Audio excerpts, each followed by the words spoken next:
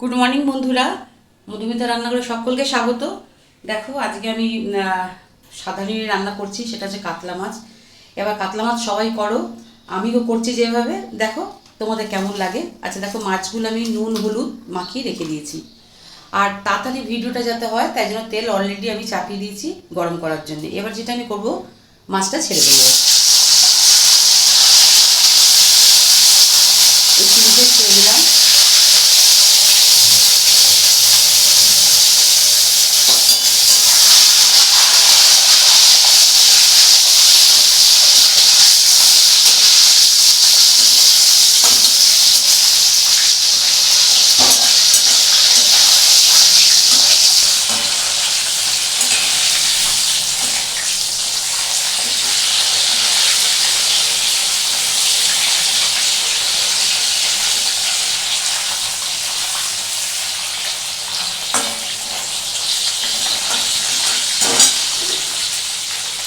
এই মাছটা একটু ভালো করে ভেজে নিতে হবে।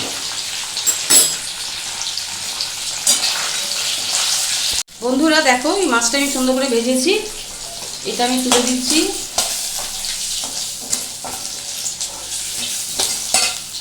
এবার আমি আর দুটো মাছ আছে, এটাকে আমি ছেড়ে দিচ্ছি।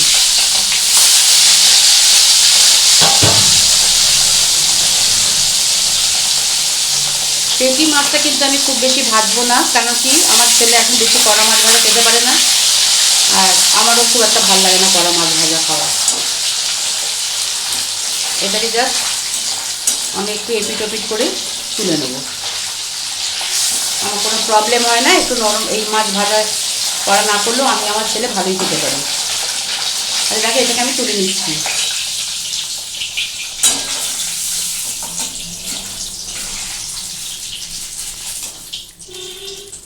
আচ্ছা, এবার যেটা করবো, এখানে দিয়ে দেবো একটা তেজপাতা, একটু দিয়ে দেবো জিরে, ফোড়ন দিলাম।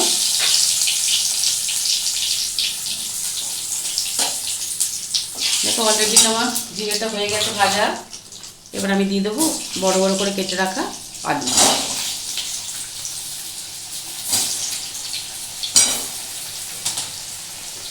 এবার এর মধ্যে দিয়ে দেবো যতটুকু নুন লাগে, অল্প করে এখন দিয়ে দিচ্ছি নুন, লাগলে আমি পরে আবার দিতে পারি।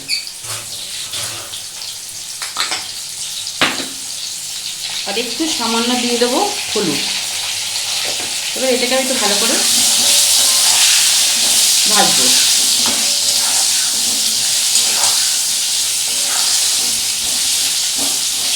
দেখো বন্ধুরা, আমার আলু কিন্তু লাল করে ভাজা হয়ে গেছে। আচ্ছা, এবার যেটা আমি করবো, এর মধ্যে একটু দিয়ে দেবো জল। গ্যাসটা একটু বাড়িয়ে দিলাম। আচ্ছা, এইটার মধ্যে আমি যেটা করবো, এর মধ্যে আমি এটা আমার ধনে আর জিরে আমি সবসময় মিশিয়ে রাখি। মানে ধরো 2 প্যাকেট ধনে হলে 1 প্যাকেট জিরে গুঁড়ো মিশিয়ে আমি এটা কৌটোতে ভরে রাখি। এইটা আমি দিয়ে দেবো 2 চামচ। আর দিয়ে দেবো হলুদ। এটা দিলাম কিন্তু একটু ঝাল লঙ্কার গুঁড়ো। আচ্ছা বন্ধুরা, আর একটা জিনিস তোমাদেরকে দেখাই। দেখো এই যে মশলাটা, এই মশলাটা আমি করে রেখেছি গোটা ধনে, জিরে, গোটা গরম মশলা, আর একটু চার মগজ। কি বললাম? গোটা ধনে, জিরে, গোটা গরম মশলা আর একটু চার মগজ, এটাকে আমি শুকনো করে নেড়ে গুঁড়ো করে রেখেছি। এইটা একটু এর মধ্যে আমি মিশিয়ে দেবো।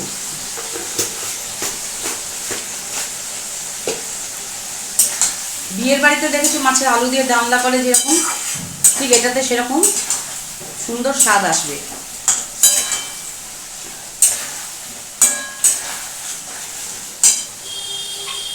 এবার এখানে একটু মিশিয়ে দেবো কড়াইশুঁটি।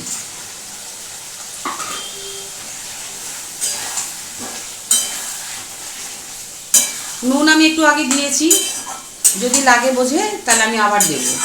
তোমরা নিজেদের মতো ঝালটা নুনটা নিজের মতো দেখে করে নিও।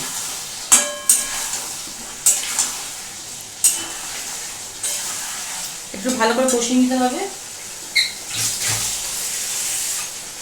তবে এইটাতে কিন্তু বেশি কিন্তু জল দেবো না, মানে একটু গা মাখা মাখা ঝোলই থাকবে।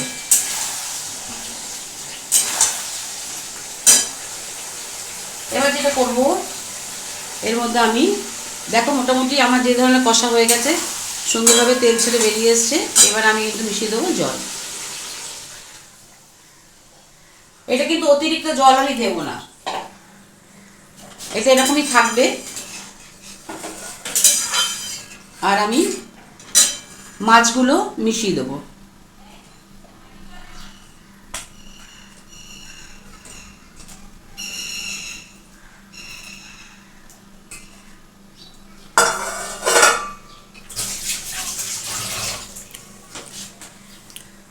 কাঁচা লঙ্কাটা আমি চিড়ে দেবো, কিন্তু আরেকটু পরে দেবো। ব্যাস, এটা আমাকে একটু ফোটার জন্য রাখতে হবে।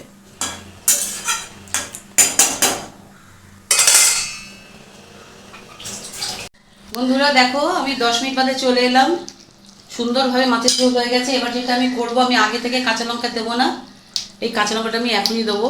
এতে ফ্লেভারটা খুব ভালো আসে। আর কাঁচা লঙ্কা বেশি ঝোলের মধ্যে ফোটালে কাঁচা লঙ্কার কালারটাও ভীষণ বাজে হয়ে যায়, আর আমার ভাল লাগে না। আমি একটু দিয়ে এরকম গরমে নিয়ে ঢাকা দিয়ে রেখে দিলে খুব ভালো নরম হয়েও যাবে, আর স্বাদটাও অনবদ্য হবে। দেখো আমার কিন্তু একদম কমপ্লিট। এবার এটা তোমাদের সামনে আমি সার্ভ করে দেখাবো।